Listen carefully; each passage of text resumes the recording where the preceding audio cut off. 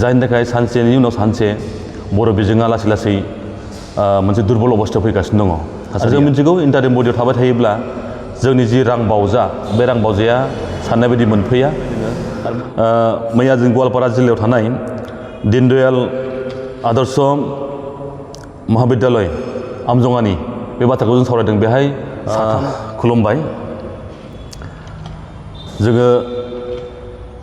मोनसे खौरांखौ लानानै दिनै प्रेस मिट मोनसे होनो नागिरदों। नोंथांमोना मिथिगौ मैया जों आसाम सरकारनि सोलोंथाइ मन्त्रि थामहिनबा WBTBC मन्त्रि मानगोनां डक्टर रनज पेगुजों जों मैया जिरायदों थांनाय 9 अक्ट'आव गुवाहाटीनिनो जनता भवन आइ ब्लकआव।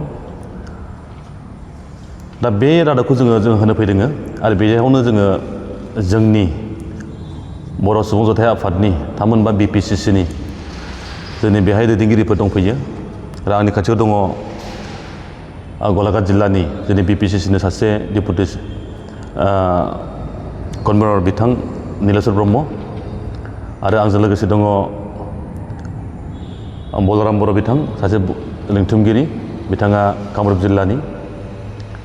लोगोसेयैनो आंनि आगसि दंबावो नगाव जिल्लानि अमृत खाख्लारि बिथां बिथाङा नगावनि। आरो आंनि उनखैजा दङ जोंहा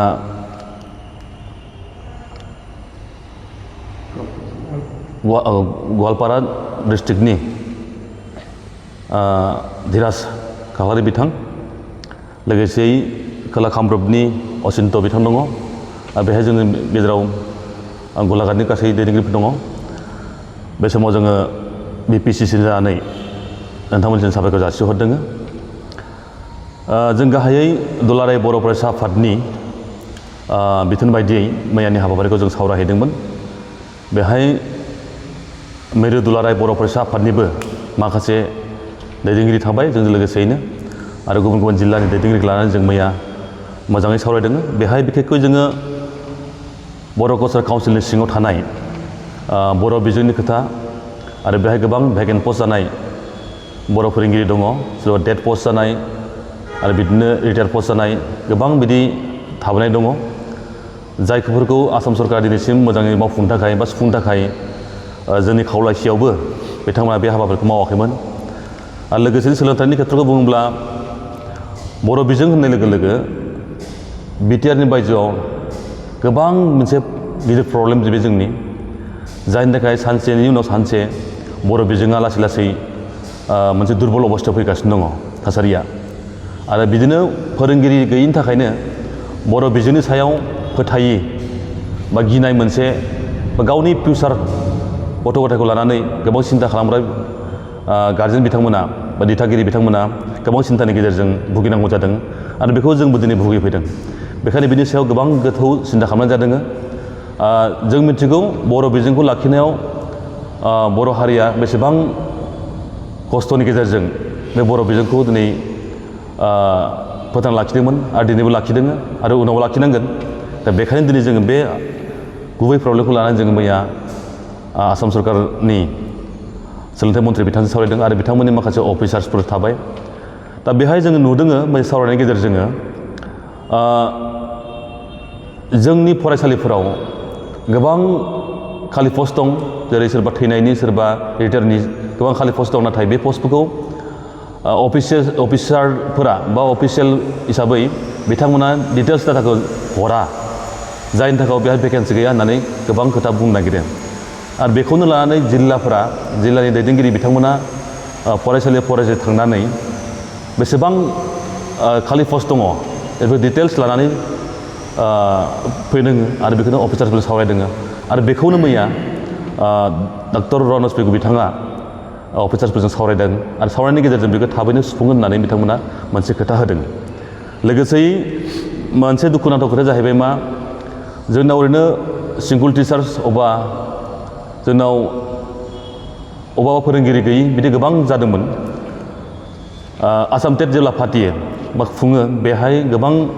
बर'फोरा फोरोंगिरि हिसाबै थिसनजादोंमोन आरो बेनिनो बांसिन फोरोंगिरिफ्रा बिटिआर सिंनिफ्राय फैदोंमोन। बे समाव जों खोब गोजोननाय मोन्दोंमोन जिहेतु जोंनि फरायसालिफ्राव गोबां आबुं जादोंमोन। नाथाय दुखुनांथाव खोथाया जाहैबाय मा जेब्ला बिटिआरआव टेट आनजादखौ होयो अब्ला बिथांमोनाबो बे टेट आनजादाव आनजादखौ होनानै बिथांमोना उथ्रिसारदोंमोन आरो उथ्रिनायनि कारनाव बिथांमोना साख्रि बाख्रिखौ मोनदोंमोन जायनि थाखाय जोंनि बर' कालचार काउन्सिल हालामनि सिङाव थानाय फरायसालिनिफ्राय बिथांमोना रिजाइन होनानै बिटिआरआव फैफिनजोब्बाय जायनि थाखाय जोंनि बर' कालचार काउन्सिलाव थानाय फरायसालिफोराव आरो मोनसे बे फोरोंगिरि थासारियानो जाफिनबाय दा बे प्रब्लेमा जोंनाव गले गले जाबाय थादों बेखौ नुनानै गुवारै जों सावरायदों आरो बेनो कलेजनि खोथाखौबो जों एसे सावरायदों मैया जों गवालपारा जिल्लायाव थानाय दीनदयाल आदर्श महाविद्यालय आमजङानि बे बाथ्राखौ जों सावरायदों बेहाय 3 खालि पस्ट दं नङा होमबा सेक्सन पस्ट बर' बिफाननि दा बेखौबो जों गुबै सावरायदों बेखौबो जों थाबैनो बेखौ सुफुंनांगौनि थाखाय जों दाबि खालामदों आरो बेबायदियैनो सोलोंथाइ मन्थ्रि बिथाङा खोथा होबाय बेखौ जों आसा खालामदों थाबैनो बेनि एडभार्टाइजआ जागोन आरो बेनिनो जि मोननांगौ बे थाबैनो जाफुंगोन होननानै जों आसा मिजिंथिदों आरो बिदिनो आसा मिजिंथिदों जोङो जे आसाम सरकारा नैबे अक्ट'बर नभेम्बरनि गेजेरावनो सेपारेट टेट बर' मिडियामनि सायाव खुंनायनि खोथाखौ बुंदों दा बेहाय मोनसे खोथाखौ बिथाङा बुंदों जे बर' थुनलाइ आफाद आरो बर' फरायसा आफादजों सावरायनायनि गेजेरजों बेखौ थाबैनो सुफुंगोन बेनि सायाव मोजाङै गुवारै सावरायगोन होनना बुंदों जिहेतु दा नै जा बिटिआरनि मोनसे बिसायख'थिनि बिराद मोनसे दुंहाव थासारि जादों बे दुंहाव थासारिनि उनावनो बे फरायसालिनि जेंना गासैखौबो मोजाङै सावरायनायनि गेजेरजों बेखौ थाबैनो सुफुंनायनि खोथाखौ बिथांमोना खोथा होदों जोंबो आसा फारिदों आसाम सरकारा बे खामानिखौ थाबैनो मावफुंनो हागोन आरो जोंनि जुदि आंखा जुदि जोंनि प्रब्लेम बेखौ सुफुंगोन होननानै जों आसा मिजिंथिदों आरो बेजों लोगोसेयैनो बर' कालचार काउन्सिलनि खोथाखौबो जों गेबेङै सावरायदों जाय बर' कालचार काउन्सिला दिनैसिम इन्टारिम बडियावनो सोलिबाय दङ आरो इन्टारिम बडियाव जिबायदि सोलिदों बे जों बयबो बेखौ नुदों माबायदि थासारि दङ आरो जों मिथिगौ इन्टारिम बडियाव थाबाय थायोब्ला जोंनि जि रां बावजा बे रां बावजाया साननाय बायदि मोनफैया आरो मोनफैयाबा जोंनि बर' कालचार काउन्सिलाव हालामाव थानाय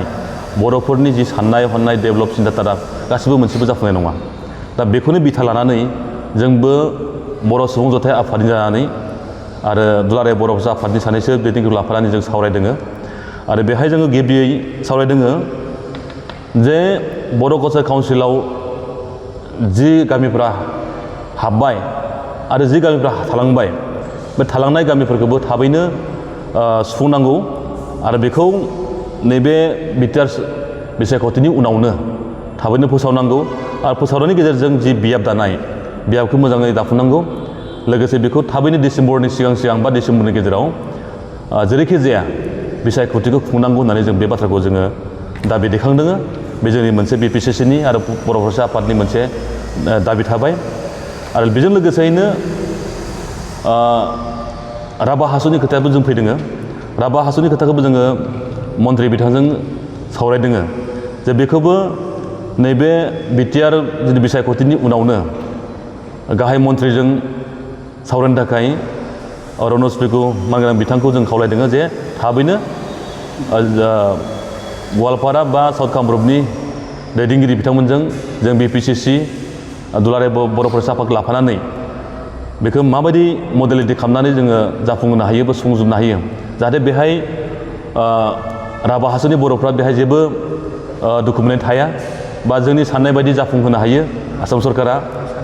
बे राजखान्थि मोन्थायखौ मोजाङै खालामनो हायो बेखौ मोजां जाफुंनांगौनि सायाव जों सावरायनो नागिरदों बिथांमोना होनबाय थादों गले गले जे गवालपारा डिस्ट्रिक्ट बा साउथ कामरुप डिस्ट्रिक्टआ राभा हासंआव दं हिसाबै बेखौ 6 सिडुल बानायनायनि खोथा बुंदों दा 6 सिडुला माला जागोन जोंबो मिथिया आरो जायोब्ला माबायदि जागोन आरो माला जागोन बेखौ थाबैनो फोसावनांगौ